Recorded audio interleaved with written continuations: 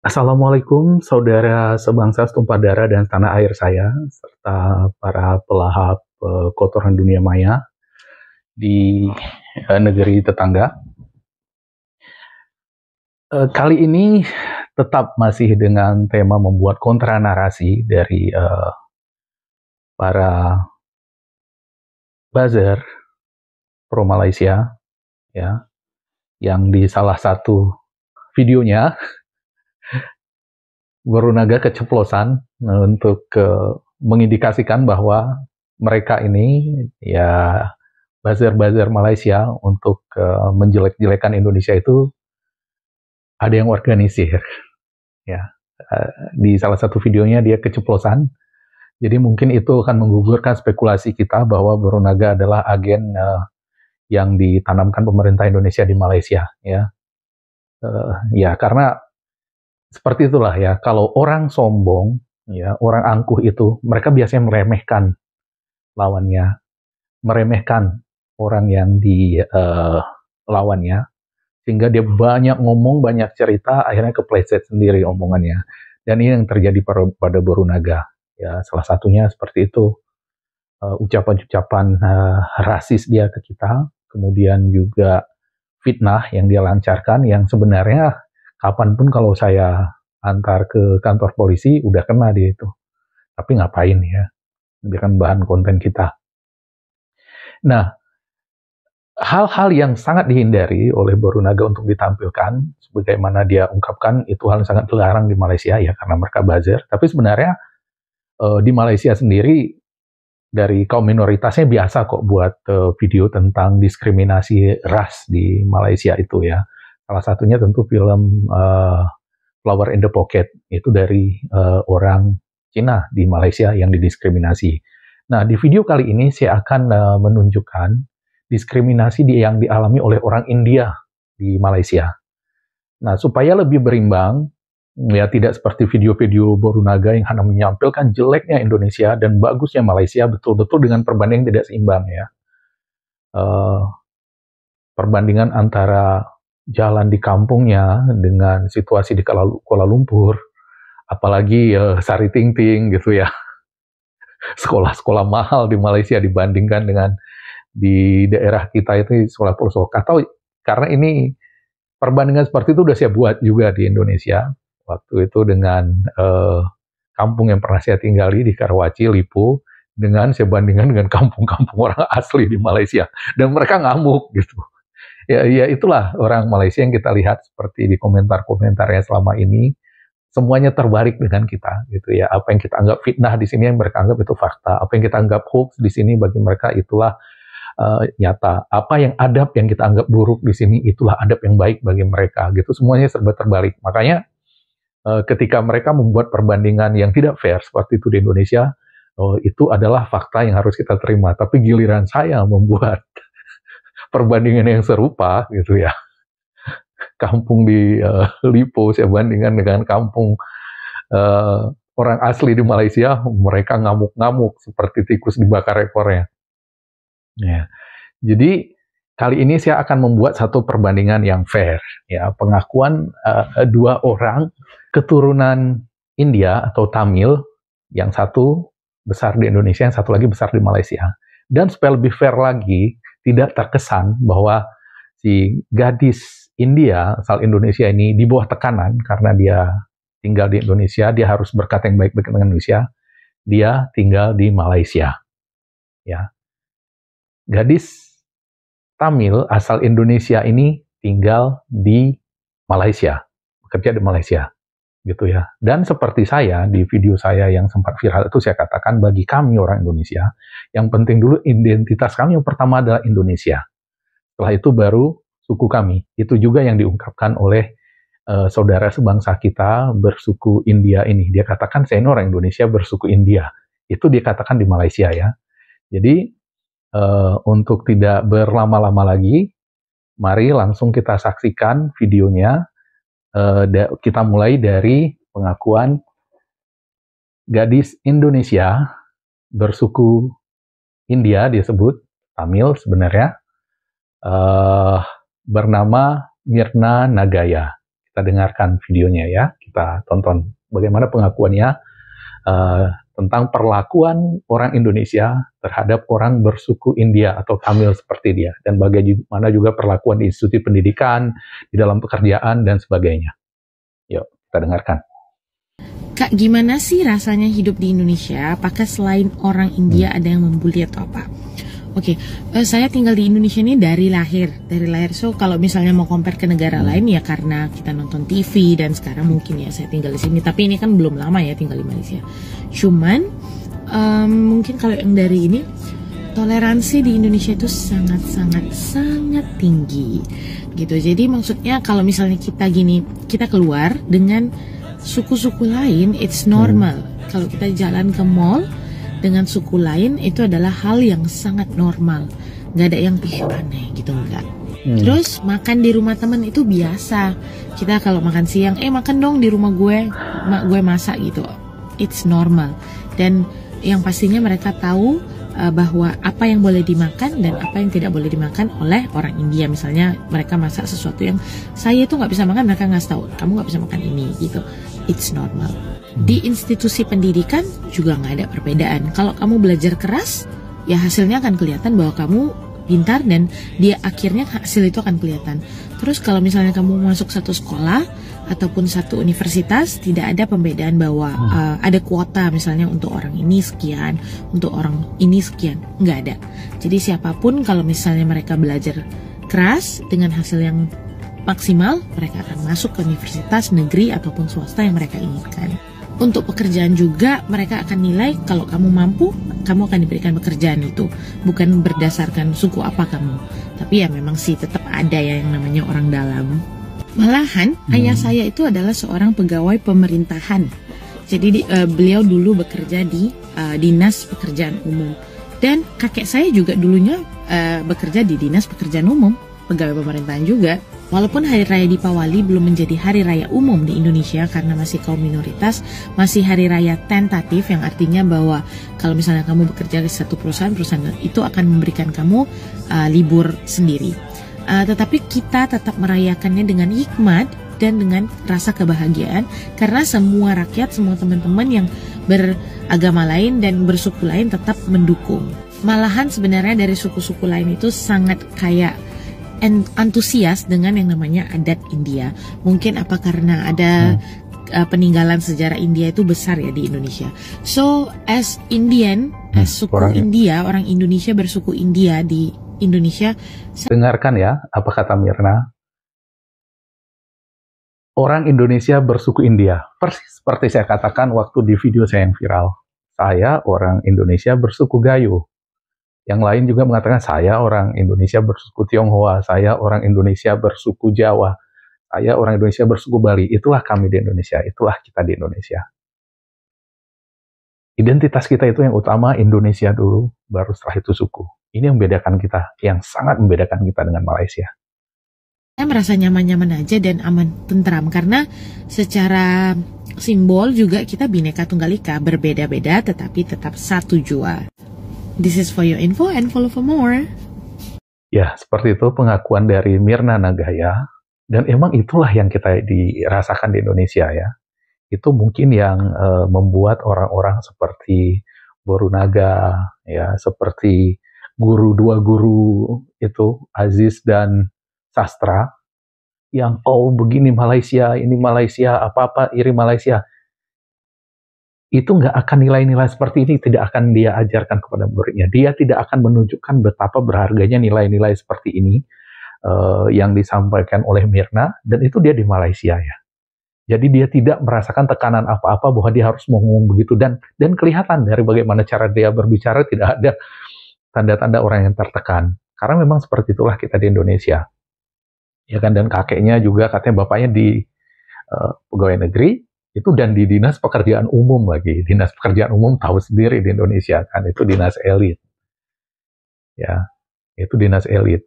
Dan di sana dia bekerja. Tidak ada pembedaan, kalau kamu pintar, ya hasil kamu bagus, kamu bisa masuk universitas negeri swasta. Fair kita di Indonesia. Tidak membedakan suku-suku, tidak ada kuota. Nah, sekarang kita dengarkan bagaimana dengan di Malaysia. Kali ini juga seorang gadis India seperti Mirna berkulit hitam. Tapi kita lihat ya, Mirna sendiri di video-video yang lain ditunjukkan Mirna sendiri sangat percaya diri dengan warna kulitnya, mengatakan dirinya cantik, mengatakan bahwa orang India cantik. Ada di video lain, nanti saya tunjukkan. Dia sangat percaya diri dengan penampilannya. Nah, kita bandingkan dengan gadis India yang asal Malaysia ini yang bernama Nandini. Yuk kita lihat videonya. Orang Malaysia membagikan pengalamannya dengan rasisme. Kita dengarkan apa pengakuan dari Nandini.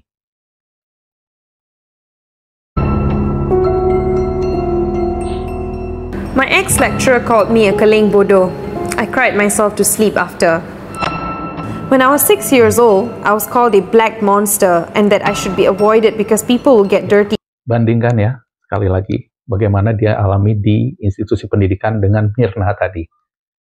Ya, dengan Mirna tadi. Guru apa tidak ada pembedaan katanya di sini, bahkan gurunya mengatakan bahwa dia itu seorang keling bodoh. Ya, kita lanjutkan. If they don't. Someone ordered coffee and said that he wanted it to be the same color as my skin. He asked for a long black. How come your English so good? I'm a Malay. Not Dr. China. Why are you not white for Chinese? Lucky your color didn't stick. Salespeople will shadow me or just won't layan. Pendatang haram. Still think people aren't affected, broken and crushed by racism in Malaysia? That said, while we can't possibly compare different experiences of racism because they're all bad and shouldn't happen, we have to admit and accept that some minority groups will experience racism on a far higher level than the rest. I'm going to share with you my experience with racism growing up. As a child, I was made hyper aware of the fact that I am a dark-skinned Indian girl and that wasn't good enough. My classmates used to wipe things down after I had touched them. They wouldn't sit on my chair. Ya, sekali lagi kita bandingkan dengan cerita dari Mirna tadi ya.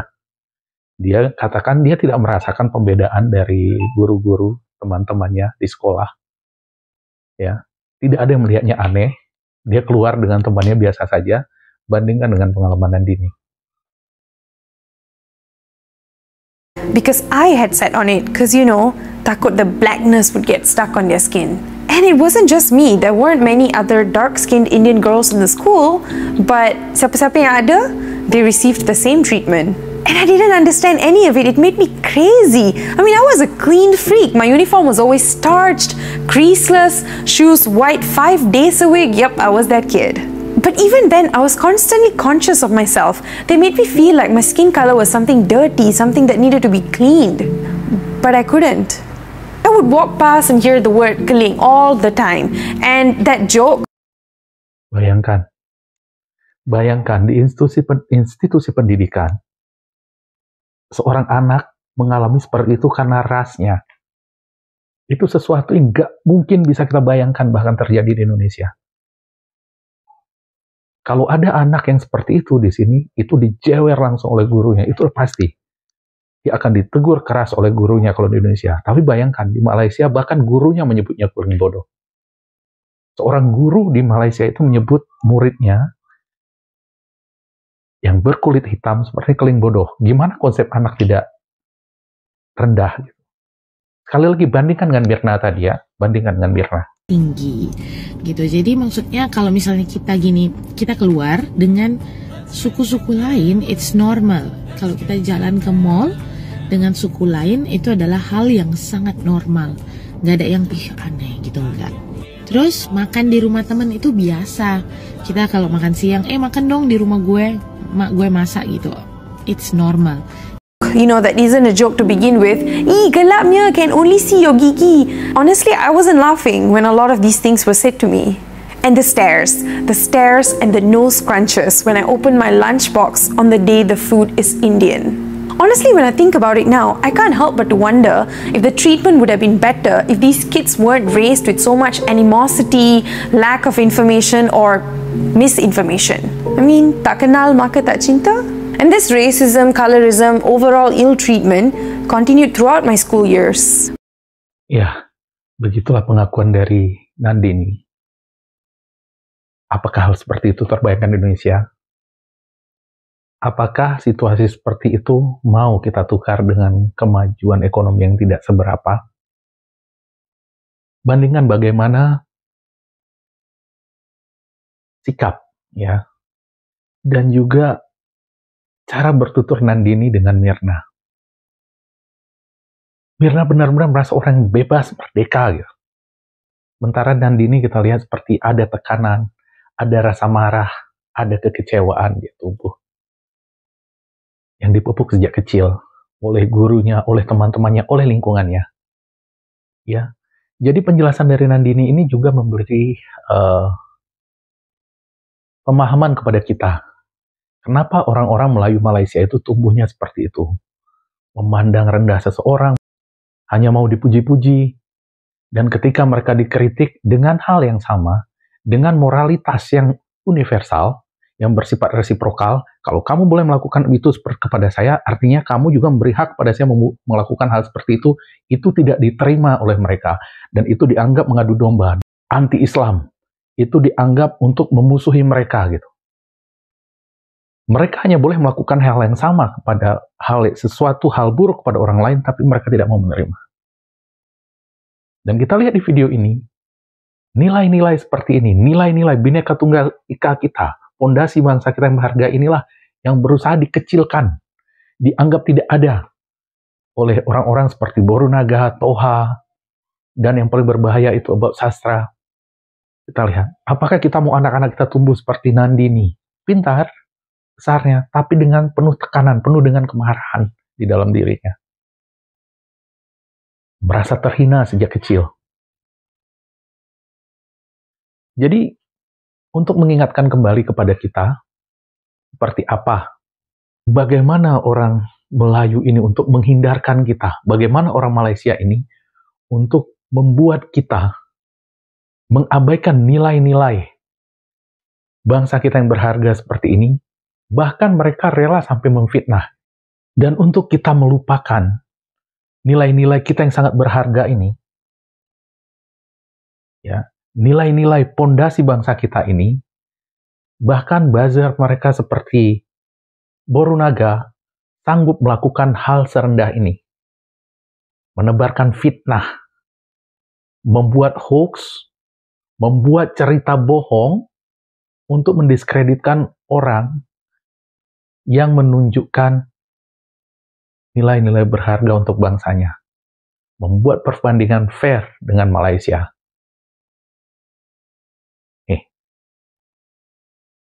Bahwa orang ini pernah masuk ke Malaysia tetapi dideportasi disebabkan dia menghasut orang-orang asli untuk memberontak di Malaysia. Dia menghasut orang-orang asli untuk memberontak di Malaysia. Dan apa yang dilakukan orang Malaysia yang beragama Islam katanya, mayoritas beragama Islam katanya,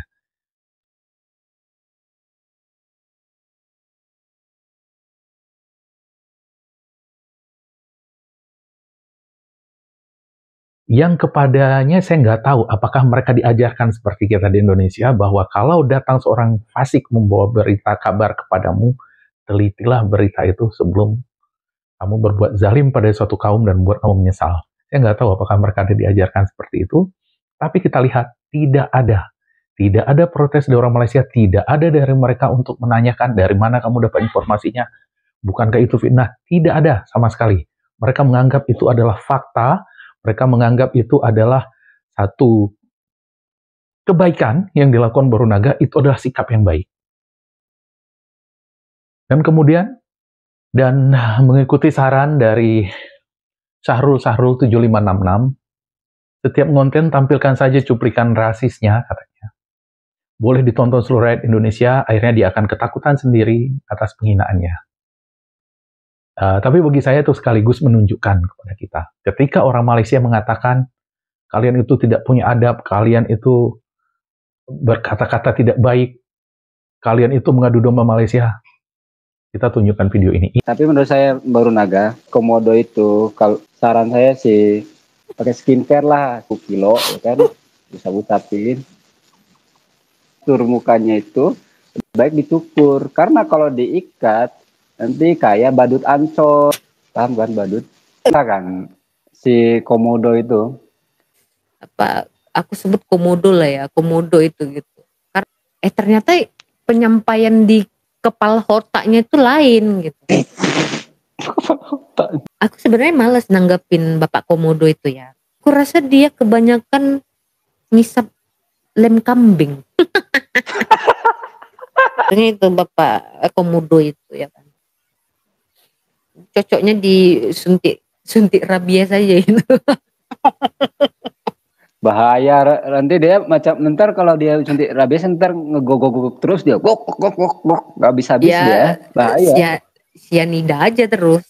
Inilah adab yang menurut mereka baik.